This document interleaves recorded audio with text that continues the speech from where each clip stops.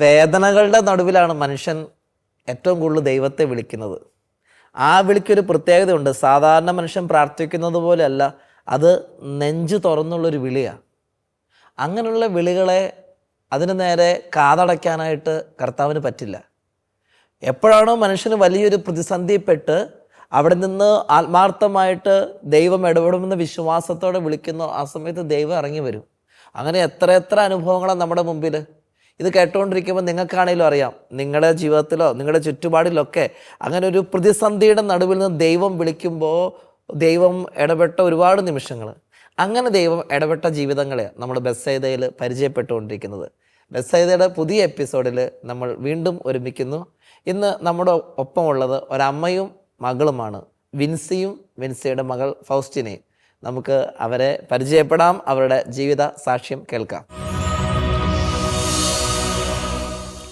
ഈശോമിശിഹായ്ക്ക് സ്തുതിയായിരിക്കട്ടെ.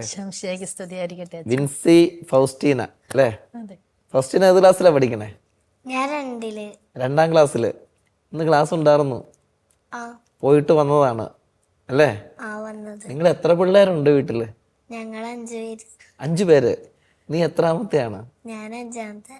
ഏറ്റവും ഇളയ ആളാണ് ഫൗസ്റ്റീന. ചേട്ടന്മാരാണോ ചേച്ചിമാരാണോ ഉള്ളത്? എനിക്ക് 2 ചേച്ചി 2 ചേട്ടന്മാരും ഉണ്ട്. 2 ചേച്ചി 2 ചേട്ടന്മാരും. ഏറ്റവും മൂത്തത് ചേട്ടനോ ചേച്ചിയോ?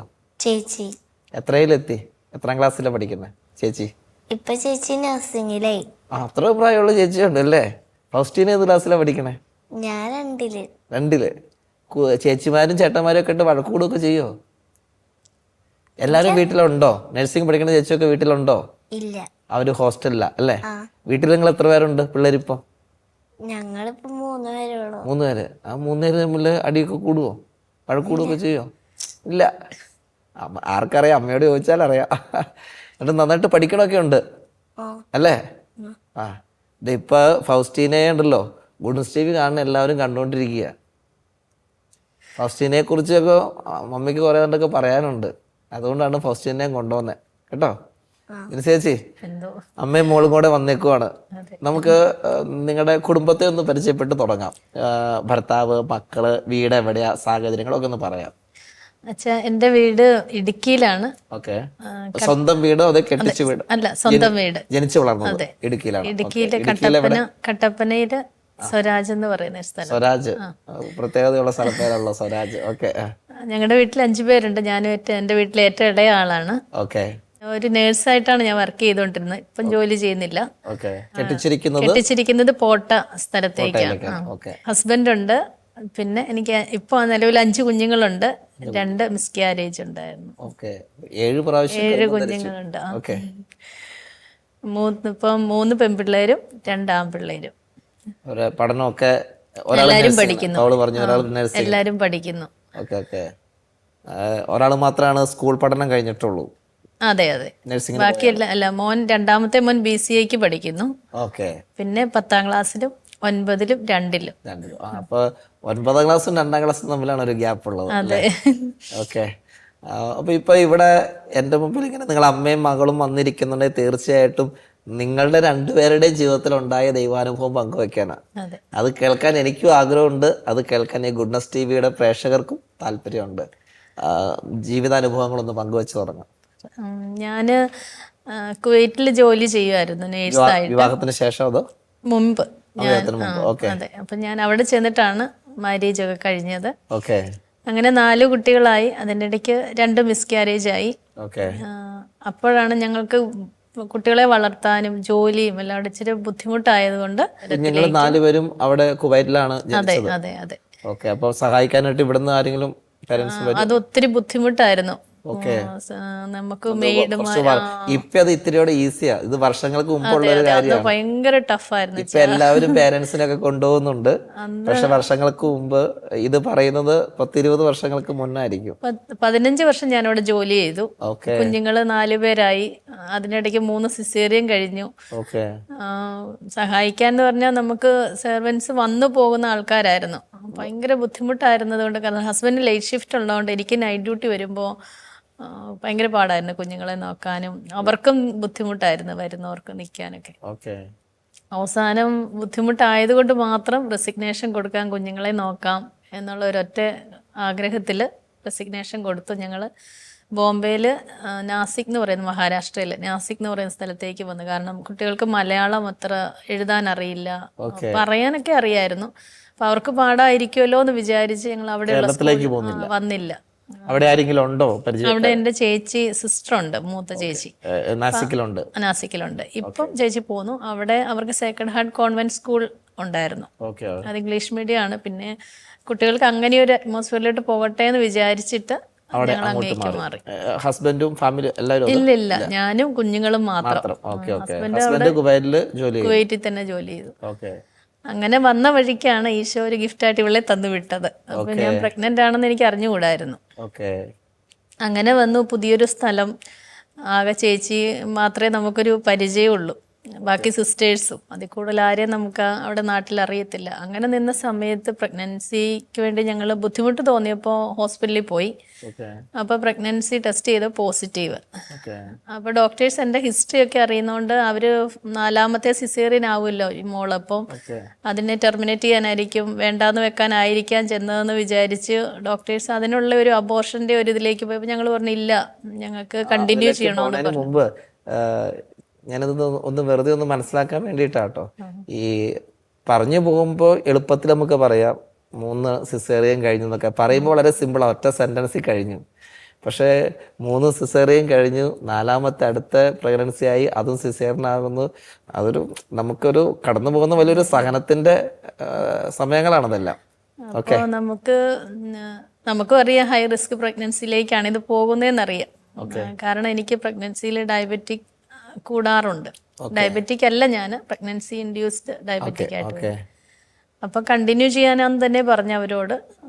അവര് കുറച്ച് ഡോക്ടേഴ്സ് ഒക്കെ കൂടി ആലോചിച്ചു ഇതിനെക്കുറിച്ച്. അവർക്ക് ഇങ്ങനെ ഒരു കാഴ്ചപ്പാടുണ്ടല്ലേ? അതെ, അവർക്ക് അബോർഷൻ ചെയ്യണം എന്നുള്ള ഒരു ഹിസ്റ്ററി കാണുമ്പോൾ 2 പ്രാവശ്യം മിസ്കാരേജ് ആയി, 3 സിസേറിയൻ കഴിഞ്ഞാണ് വീണ്ടും അടുത്തത് 4ാമത്തെ സിസേറിയൻ വരുന്നത്. അപ്പൊ മിക്കവാറും അത് ഞങ്ങൾ അതിനാലും ചെന്നെന്നാണ് അവര് വിചാരിച്ചത്. ഓക്കെ, അങ്ങനെ ഒരു കാഴ്ചപ്പാടുണ്ട് മൊത്തത്തിൽ. Okay okay.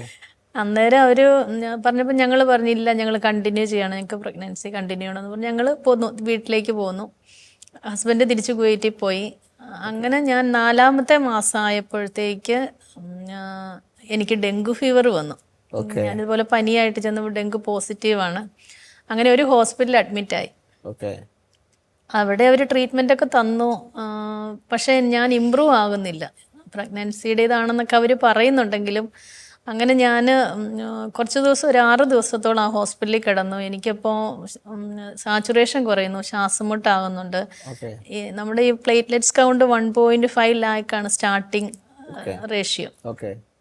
പക്ഷെ എൻ്റെ അവിടുന്ന് പെട്ടെന്ന് ഇത് ഡൗൺ ആയി 11,000ലേക്ക് എത്തി. അപ്പം എൻ്റെ ചേച്ചിയുടെ ഒരു ഫ്രണ്ട് പറഞ്ഞിട്ടാണ് എന്നെ അവിടുന്ന് ആംബുലൻസ് വേറൊരു ഹോസ്പിറ്റലിലേക്ക് ഷിഫ്റ്റ് ചെയ്തു. ഒരുപാട് ഒത്തിരി താന്നുപോയി. പക്ഷെ എനിക്ക് ഈശോയുടെ കരുണയില് ബ്ലീഡിങ്ങോ നമ്മുടെ വേറെ ഒരു പ്രശ്നങ്ങളോ ഒന്നും ഉണ്ടായില്ല. അങ്ങനെ ഞാൻ ആംബുലൻസിൽ അടുത്ത ഹോസ്പിറ്റലിലേക്ക് പോയി. വലിയൊരു ഹോസ്പിറ്റൽ അവിടെ തന്നെ ഉണ്ടായിരുന്നു, അവിടത്തേക്ക് എന്നെ ഷിഫ്റ്റ് ചെയ്തു. അങ്ങനെ ഞാൻ ആംബുലൻസിൽ പോയി. അവിടെ ICUവിലൊരു 10 ദിവസത്തോളം ഏകദേശം ഉണ്ടായിരുന്നു.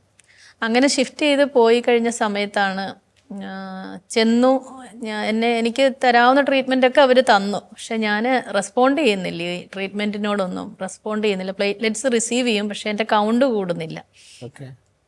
അപ്പോൾ ഡോക്ടേഴ്സ് എൻ്റെ ചേച്ചിയെ വിളിച്ചിട്ട് പറഞ്ഞു, കുറച്ച് 1-2 ദിവസം കഴിഞ്ഞ് കാണുമെന്ന് ഞാൻ കരുതുന്നു. അപ്പം ചേച്ചിയെ വിളിച്ചിട്ട് പറഞ്ഞു, ഈ റെസ്പോണ്ട് ചെയ്യുന്നില്ല ട്രീറ്റ്മെൻറ്റിനോട്, അപ്പം ഞങ്ങൾക്ക് ഇനി ഒന്നും ചെയ്യാനില്ല, മെഡിക്കൽ സയൻസ് ഹെൽപ്ലെസ് എന്ന് അവർ പറഞ്ഞു. അപ്പോൾ ചേച്ചി ഇങ്ങനെ സിസ്റ്റർ ആയതുകൊണ്ട് പറഞ്ഞു, നിങ്ങൾ പ്രാർത്ഥിക്കുമല്ലോ, നിങ്ങൾ നിങ്ങളുടെ ദൈവത്തോട് പ്രാർത്ഥിക്കുക എന്നവർ പറഞ്ഞു. ഇത് നമ്മൾ അറിയുന്നുണ്ടോ ഈ പറയുന്നത്? ഇതൊന്നും ഞാൻ അറിയുന്നില്ല അച്ഛൻ, എനിക്ക് മാത്രം അറിയില്ല. അപ്പം ചേച്ചി എല്ലാവരോടും പറഞ്ഞു, ഹസ്ബൻഡ് വന്നു കുവൈറ്റിൽ നിന്ന്, ബാക്കി എല്ലാവർക്കും അറിയാം, എനിക്ക് മാത്രം അറിഞ്ഞുകൂടാ. ഞാൻ നല്ല കോൺഷ്യസ് ആണ്, ടയേർഡാണെങ്കിലും നമ്മൾ എല്ലാം അറിയാമല്ലോ. അപ്പം ഞാനിങ്ങനെ ഇരിക്കുമ്പോൾ എൻ്റെ മനസ്സിൽ തന്നെ ഒരു തോന്നലുണ്ടായി, ദൈവമേ കുമ്പസാരിച്ച കുർബാന സ്വീകരിക്കാം, ഞാൻ എന്നാടേലും സിക്കായിട്ടിരിക്കുകയാണല്ലോ എന്നൊക്കെ തോന്നലുണ്ടായി. അപ്പം ഞാൻ ചേച്ചിയോട് പറഞ്ഞു, എനിക്ക് കുമ്പസാരിച്ച കുർബാന സ്വീകരിക്കണം എന്നിങ്ങനെ പറഞ്ഞു. അപ്പം ചേച്ചി ഞങ്ങളുടെ ഇടവക വികാരി അച്ഛനെ വിളിച്ചു, ഫാദർ ഡേവിസ് ചാലശ്ശേരി അച്ഛൻ. അച്ഛൻ വന്നു എന്നെ കുമ്പസാരിപ്പിച്ചു. എനിക്ക് വിശുദ്ധ കുർബാന തന്നു ഹോസ്പിറ്റലിൽ. ഓക്കെ. ആ വിശുദ്ധ കുർബാനയുടെ ഒരൊറ്റ ശക്തിയാൽ, ജീവിക്കുന്ന ദൈവത്തിൻ്റെ സാന്നിധ്യം കൊണ്ട് മാത്രം എൻ്റെ കൗണ്ട് അന്ന് തൊട്ട് കൂടി തുടങ്ങി. ഞാൻ റെസ്പോണ്ട് ചെയ്യാൻ തുടങ്ങി. ഈ ട്രീറ്റ്മെൻറ്റിനോട് ആ വിശുദ്ധ കുർബാന സ്വീകരിച്ചപ്പോൾ മാത്രം അത് കഴിഞ്ഞപ്പോൾ മാത്രം ഞാൻ റെസ്പോണ്ട് ചെയ്ത് തുടങ്ങി. ഓക്കെ. അപ്പോൾ പിന്നെ എനിക്ക് ട്രീറ്റ്മെൻറ്റുകളൊക്കെ തന്നു. ഞാൻ ഏകദേശം ഒരു 10 ദിവസത്തോളം ICUലായിരുന്നു. ഓക്കെ. തളർന്നു പോകുന്നത് പോലെയൊക്കെയുള്ളൊരവസ്ഥയായിരുന്നു. വെച്ചാൽ എനിക്ക് ടോയ്ലറ്റിൽ പോകാനോ ഒക്കെ ഭയങ്കര ബുദ്ധിമുട്ടായിരുന്നു. എഴുന്നേൽക്കാനും ഒക്കെ ഭയങ്കര പാടായിരുന്നു. അങ്ങനെ 10 ദിവസം കഴിഞ്ഞു. ഞാൻ തിരിച്ചു നടന്നു തന്നെ ദൈവത്തിൻ്റെ കരുണയിൽ ഞാൻ തിരിച്ച് വീട്ടിലേക്ക് പോയി. അങ്ങനെ പ്രഗ്നൻസി കണ്ടിന്യൂ ചെയ്യാനായിട്ട് ദൈവം അനുവദിച്ചു. എത്ര 4 മാസമുള്ളപ്പോ? 4 മാസമുള്ള 4-ും 5-ന്റെ ഇടയ്ക്ക്. അങ്ങനെ മുമ്പോട്ട് നീങ്ങി. അപ്പം ഞാൻ ഡിസ്ചാർജ് ആയി പോരുമ്പോൾ എൻ്റെ ഗൈനക്കോളജിസ്റ്റ് കുറച്ച് ബ്ലഡ് ടെസ്റ്റ് കാര്യങ്ങൾ തന്നു വിട്ടിട്ടുണ്ടായിരുന്നു.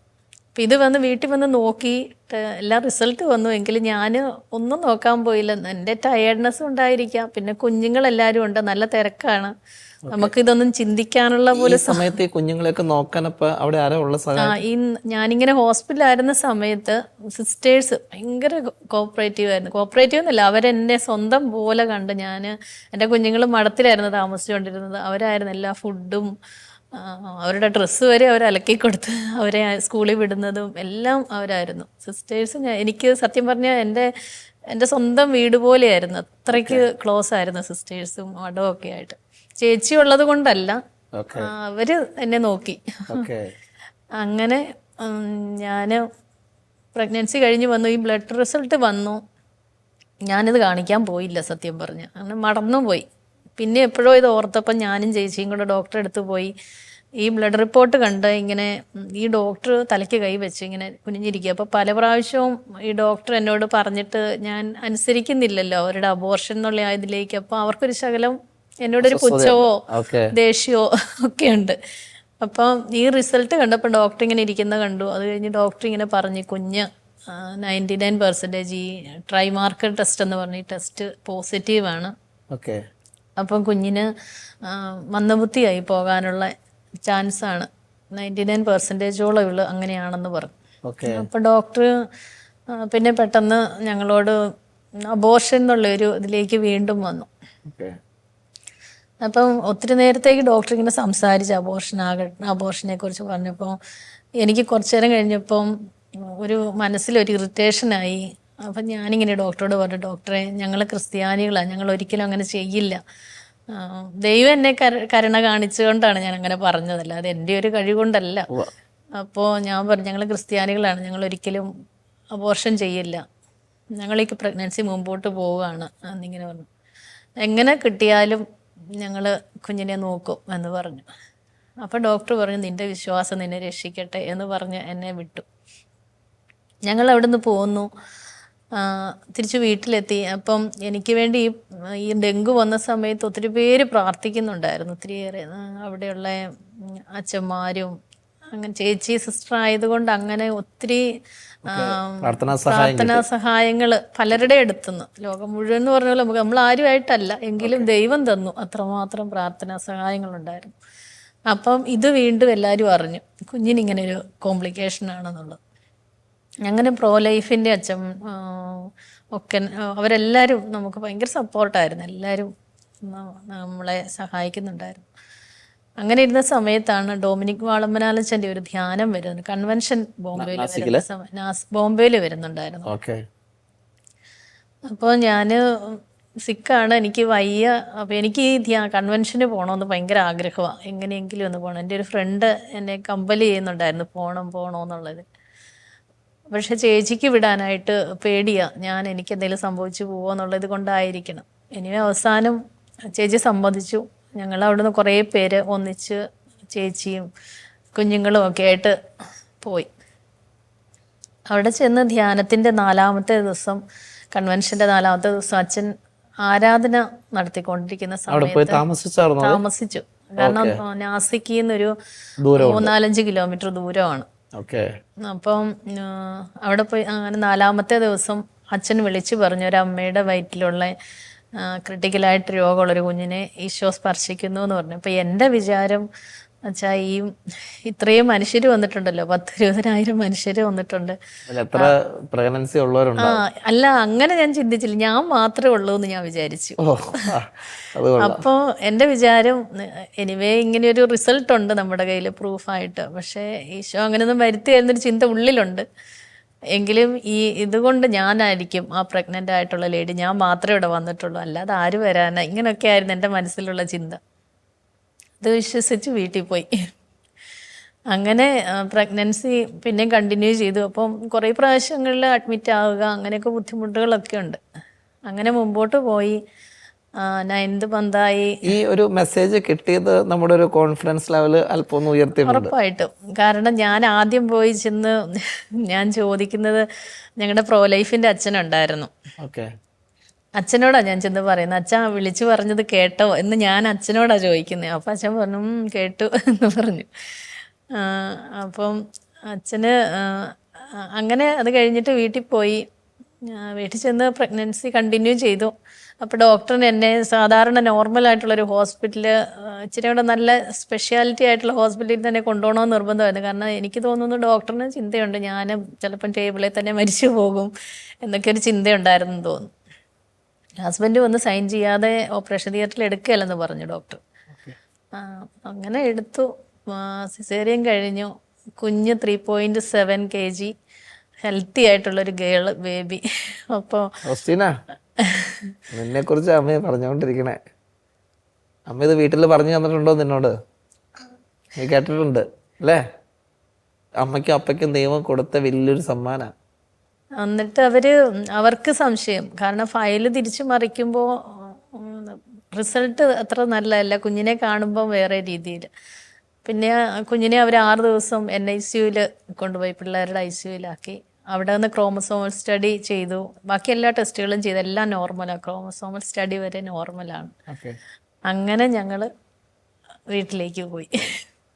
ദൈവം ഒരു വലിയ വഴിയിലൂടെ നയിക്കുകയായിരുന്നു അല്ലേ? അതെ അതെ. ഈ സത്യത്തില് നമ്മുടെ ജീവിതത്തിൽ ഇങ്ങനത്തെ ഓരോ അനുഭവങ്ങളും നമ്മളെ കൊണ്ടുവന്ന് എത്തിക്കുന്ന ഒരു വിശ്വാസത്തിന്റെ ഒരു തലമുണ്ട്. ദിവ്യകാരുണ്യ ഈശോയോട് എത്ര നന്ദി പറഞ്ഞാലും എപ്പോഴും ഡൗട്ടുള്ള ഒരു കാര്യങ്ങളാണല്ലോ അച്ഛാ ദിവ്യകാരുണ്യ ഈശോയിൽ. പക്ഷെ ഞങ്ങൾക്കും മറ്റുള്ളവർക്കും, ഞങ്ങളെ കണ്ടിട്ടുള്ളവർക്കും അതൊരു സന്തോഷമായി മാറി. കാരണം വിശ്വസിക്കാനായിട്ടൊരു തീർച്ചയായിട്ടും ഈശോ ഒരു കാര്യം തന്നല്ലോ ഞങ്ങൾക്ക് വേണ്ടി. ദിവ്യകാരുണ്യത്തിൽ ഈശോ സത്യമായിട്ട് ജീവിക്കുന്നു, ഇന്നും ഉണ്ട്. പ്രിയമുള്ളവരെ, നമ്മൾ കേട്ടുകൊണ്ടിരിക്കുന്നത് വിൻസി, മകൾ ഫൗസ്റ്റീന, 4 മക്കള്, 5 പേര്, 5 മക്കള്, 4 പ്രാവശ്യം സിസേറിയന് വിധേയമാക്കപ്പെട്ട ഒരു സ്ത്രീ, അവസാനത്തെ പ്രഗ്നൻസിയുടെ ഇടയിൽ ഡെങ്കു ഫീവർ വന്ന് അങ്ങേയറ്റം സീരിയസ് ആയി മരണത്തിൻ്റെ വക്കോളം എത്തിയിട്ട് ഒരു പരിശുദ്ധ കുർബാന സ്വീകരണത്തിൻ്റെ ശക്തി അത് പിടിച്ച് കയറ്റിക്കൊണ്ട് വരുന്നൊരു ജീവിതം മുന്നോട്ട് പോകുമ്പോൾ ഉദരത്തിൽ വളരുന്ന കുഞ്ഞ് വൈകല്യങ്ങളുള്ള കുഞ്ഞാകുമെന്ന് വൈദ്യശാസ്ത്രം വിധി എഴുതിയിട്ട് ഇപ്പം നമ്മുടെ മുമ്പിലിരിക്കുന്ന ഫൗസ്റ്റീന ഒരു വൈകല്യം ഇല്ലാണ്ട് വളരെ മനോഹരമായിട്ട് അത് ചിരിച്ചുകൊണ്ട് വന്നിരിക്കുകയാണ്. ഇത് നമുക്ക് ദൈവത്തെ മഹത്വപ്പെടുത്തുകയല്ലാണ്ട് വേറെ ഒന്നുമില്ല. ഈ എപ്പിസോഡിലൂടെ കടന്നു പോകുമ്പോൾ എനിക്കിത് കേട്ടുകൊണ്ടിരിക്കുന്ന നിങ്ങളോട് പറയാനുള്ളത്, ഈ കാലഘട്ടത്തിൽ പ്രഗ്നൻസിയായിട്ട് ബന്ധപ്പെട്ട കോംപ്ലിക്കേഷൻസൊക്കെ പണ്ടത്തെക്കാളും ഒരുപാടുണ്ട് അല്ലേ? നിങ്ങളിപ്പോൾ നേഴ്സ് ആയതുകൊണ്ട് തന്നെ നിങ്ങൾക്കും പറയാൻ പറ്റും. പണ്ട് കാലത്ത് നമ്മുടെ അമ്മമാരൊക്കെ അന്നത്തെ ഈ പറഞ്ഞ രീതിയിൽ അധ്വാനങ്ങളുടെ പ്രത്യേകത, കാലാവസ്ഥയുടെ, കഴിക്കുന്ന ഭക്ഷണത്തിൻ്റെ ഒക്കെ പ്രത്യേകത കൊണ്ട് അന്ന് വലിയ പ്രശ്നങ്ങളൊന്നും ഉണ്ടായിരുന്നില്ല. പിന്നെ കഴിക്കുന്നതെല്ലാം മാലിന്യമുള്ള ഭക്ഷണങ്ങൾ അല്ല, വിഷാംശമുള്ള ഭക്ഷണങ്ങളാണ്. അതുപോലെ നമ്മുടെ അധ്വാനത്തിൻ്റെ രീതികളെല്ലാം വ്യത്യാസം വന്നു, ടെൻഷൻ, സ്ട്രെസ് എല്ലാം വന്നു. അപ്പോൾ ഇതിൻ്റെയൊക്കെ കുറേ കോംപ്ലിക്കേഷൻസ് ഉണ്ട്. അപ്പോൾ ഞാൻ ഈ ആശ്രമത്തിൽ ശുശ്രൂഷയിലിരിക്കുമ്പോഴും കുറേ പേരൊക്കെ വന്ന് പറഞ്ഞേക്കാം, അച്ഛാ പ്രാർത്ഥിക്കണം, അച്ഛാ കൊച്ചിനിങ്ങനെ പ്രോബ്ലം ഉണ്ടെന്നാ പറഞ്ഞേക്കണേ, ഇത്തിരി കോംപ്ലിക്കേഷൻ ഉണ്ടെന്നൊക്കെ പറഞ്ഞുകൊണ്ട്. അപ്പോൾ അതിൽ കുറേയേറെ വൈദ്യശാസ്ത്രത്തെ കുറ്റം പറയുന്നതല്ല കേട്ടോ, അവർക്ക് അവരുടെ ആ അനുസരിച്ചേ പറയാൻ പറ്റുള്ളൂ. ഇപ്പോൾ നിങ്ങളും വൈദ്യശാസ്ത്രത്തിലുള്ള ആളാണ്, അപ്പോൾ നിങ്ങൾക്ക് അറിയാൻ കൃത്യമായിട്ടൊരു പ്രശ്നം ഉണ്ടെന്ന് പറഞ്ഞാൽ പിന്നെ അത് പ്രൊമോട്ട് ചെയ്യാനായിട്ട് അവർ താല്പര്യപ്പെടാറില്ല. പക്ഷേ എങ്കിലും നമ്മൾ വിശ്വസിക്കുന്ന നമ്മുടെ ചില ബോധ്യങ്ങളുണ്ട്, മൂല്യങ്ങളുണ്ട്. ഉദരത്തിലൊരു കുഞ്ഞിനെ വെച്ച് തന്നത് ദൈവമാണെങ്കിൽ അത് ദൈവത്തിനറിയാം ആ കുഞ്ഞ് എങ്ങനെ ജനിക്കട്ടെ, വൈകല്യമുള്ള കുഞ്ഞാകട്ടെ വൈകല്യമില്ലാത്ത കുഞ്ഞാകട്ടെ, അത് ദൈവം തന്നതാണെങ്കിൽ ദൈവത്തിനൊരു പദ്ധതി ഉണ്ടല്ലോ, അത് ദൈവം ജനിക്കട്ടെ. അതിന് നമ്മളെ വിട്ടുകൊടുക്കാൻ അതിനുള്ളൊരു മനസ്സ്. രണ്ടാമത്തെ കാര്യം, സത്യത്തിലൊരു 9 മാസം ദൈവം നമുക്ക് തരുമല്ലേ, പ്രാർത്ഥിച്ച് ഒരുക്കി ഒരു അത്ഭുതം സ്വീകരിക്കാൻ വേണ്ടിയിട്ട്. അത് വേറൊരു തലം. നിങ്ങളുടെ ജീവിതം കൊണ്ട് നിങ്ങൾ കാണിച്ചു തന്നത് തന്നെ ഒരു 9 മാസക്കാലം നമുക്ക് കൈ തന്നിട്ട് ദൈവം പറയുക, നീ നിൻ്റെ വിശ്വാസത്തിൽ ഒന്ന് വർദ്ധിപ്പിക്കാനുള്ള സമയമാണിത്, നിൻ്റെ ജീവിതത്തിൽ ഒരു അത്ഭുതം കാണിക്കുക. അപ്പോൾ ഒരുപാട് പേരിങ്ങനെ ഓരോ സാക്ഷ്യങ്ങളായിട്ട് വന്നാണ്. അപ്പം നിങ്ങൾ അതിലൊന്നാണ്. വളരെ മനോഹരമായിട്ടുള്ള ഒരു ദൈവിക ഇടപെടലാണ് സാക്ഷിയായിട്ട് കൊണ്ടുവന്നത്. ദൈവത്തിന് നന്ദി പറ. ഈ മക്കളെയൊക്കെ ദൈവത്തിൻ്റെ മക്കളാക്കി ചേർത്ത് നിർത്തി വളർത്തിക്കൊണ്ട് വരിക. നമുക്കിനി ദൈവം ഇത്രയോ അനുഗ്രഹം തന്ന സ്ഥിതിക്ക് നമുക്ക് ചെയ്യേണ്ട ഒരു ഇതെവിടെയൊക്കെ പ്രഘോഷിക്കാൻ പറ്റുമോ അവിടെയൊക്കെ പ്രഘോഷിക്കുക എന്നുള്ളതാണ്. ഇപ്പോൾ ഈ വിവാഹം കഴിഞ്ഞിട്ട് 1 വർഷമോ അല്ലെങ്കിൽ ഒരു 1.5 വർഷമൊക്കെ ആയി, 2 വർഷമായി ഒരു കുട്ടിയാകുമ്പോഴത്തേക്കും അതിപ്പോൾ ഒരു ദൈവം തന്നതെന്നൊന്നും അധികാരം പറയാൻ പോവില്ല. കാരണം ഇപ്പോൾ വിവാഹം കഴിഞ്ഞ് സ്വാഭാവികമായിട്ട് ഭാര്യയ്ക്കും ഭർത്താവിനും ഒരു കുഞ്ഞ് കിട്ടുന്നു. പക്ഷേ കല്യാണം കഴിഞ്ഞൊരു 10 വർഷം മക്കളില്ലായിരുന്നു, 15 വർഷം മക്കളില്ലായിരുന്നു. അങ്ങോട്ട് പോകാത്ത ഹോസ്പിറ്റലുകളില്ല, ചെല്ലാത്ത പ്രാർത്ഥനകളില്ല. ഇവിടെ ദൈവം ഒരു കുഞ്ഞിനെ കൊടുത്തു. അപ്പോൾ അവർ ജീവിതകാലം മുഴുവൻ പറയും, ഈശോ എന്ന കൊച്ചാട്ടോ. നിങ്ങൾക്ക് ഫസ്റ്റിയുടെ കാര്യത്തിൽ പറയാനുള്ളത് ഈശോ എന്ന കൊച്ചാട്ടോ. ഇവിടെ നിന്നല്ല എല്ലാ മക്കളും ഈശോ എന്ന മക്കളാണ്. ഈശോ തന്ന മക്കളാണെങ്കിൽ ഈശോയ്ക്ക് ഇഷ്ടപ്പെട്ട മക്കളാക്കി ഇവർ വളർത്തിക്കൊണ്ടുവരിക. ഇത് എത്രയൊക്കെ ഇടങ്ങളിൽ സാക്ഷ്യം പറയും. ഇപ്പോൾ ഗുഡ്നസ് TV കാണുന്നവർ ഈ സാക്ഷ്യം കേൾക്കുന്നു. ഗുഡ്നസ് TVയിൽ മാത്രമല്ല, എവിടെയൊക്കെ നിങ്ങൾക്ക് സാക്ഷ്യം പറയാൻ അവസരം കിട്ടുമോ അത് ഉപയോഗപ്പെടുത്തണം. അതുപോലെ ഒരു പക്ഷേ ഈ നമ്മുടെ പരിചയത്തിൽ ആരെങ്കിലുമൊക്കെ ഇങ്ങനെ ഈ പ്രഗ്നൻസിയിൽ ഇങ്ങനെ കോംപ്ലിക്കേഷനൊക്കെ ആയിട്ട് പോകുന്നവരുണ്ടെങ്കിൽ നമ്മുടെ ഒരു ഉത്തരവാദിത്തമായിട്ട് ഏറ്റെടുക്കുക, അവരൊന്ന് ധൈര്യപ്പെടുത്താൻ. അത് വേറെ ആർക്കും ധൈര്യപ്പെടുത്താൻ പറ്റില്ല.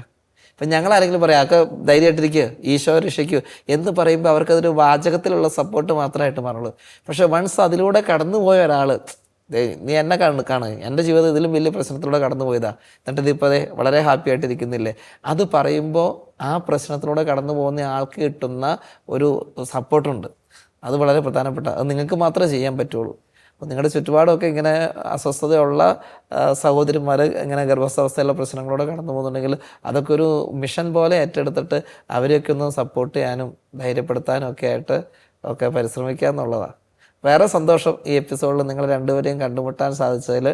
നിങ്ങളെയും നിങ്ങളുടെ കുഞ്ഞുങ്ങളെയും ജീവിത പങ്കാളിയും എല്ലാം ദൈവം അനുഗ്രഹിക്കട്ടെ.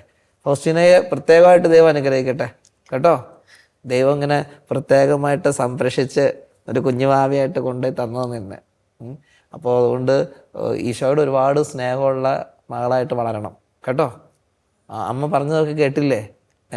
അമ്മയുടെ ഉദരത്തിൽ നീ ഉണ്ടാകുന്ന സമയത്ത് നിനക്ക് വൈകല്യങ്ങളൊക്കെ ഉണ്ടാകാൻ സാധ്യത ഉണ്ടെന്ന് ഡോക്ടർമാർ പറഞ്ഞതാ.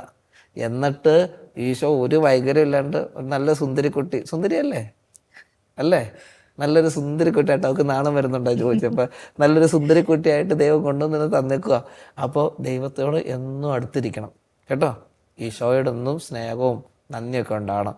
ഈശോയ്ക്ക് ഇഷ്ടമുള്ള നല്ല മകളായിട്ട് വളരണം കേട്ടോ. പ്രിയമുള്ളവരെ, നമുക്ക് ഈ എപ്പിസോഡ് വൈൻഡപ്പ് ചെയ്യേണ്ട സമയമായി. വളരെ മനോഹരമായൊരു സാക്ഷിയാണ് നമ്മൾ കേട്ടുപോയത്. നമുക്ക് ദൈവത്തിന് നന്ദി പറയാം. ഇന്നും വൻ കാര്യങ്ങൾ ദൈവം നമ്മുടെ ഇടയിൽ ചെയ്യുന്നത്.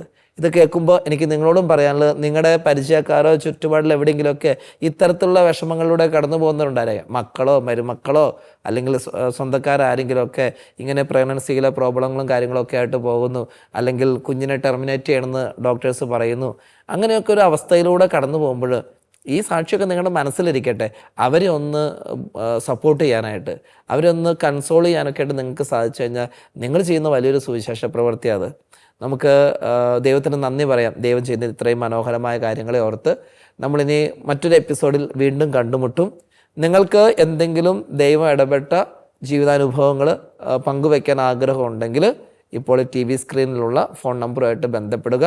അത് ദൈവമഹത്വത്തിന് ഉപകാരപ്പെടുമെന്ന് തോന്നുകയാണെങ്കിൽ തീർച്ചയായിട്ടും ഇവിടെ എന്നോടൊപ്പം ഈ സ്റ്റുഡിയോയിൽ നിങ്ങളും ഉണ്ടാകും. നമുക്ക് പ്രാർത്ഥനയിൽ ഒരുമിക്കാം. ദൈവം അനുഗ്രഹിക്കട്ടെ. ആമേൻ.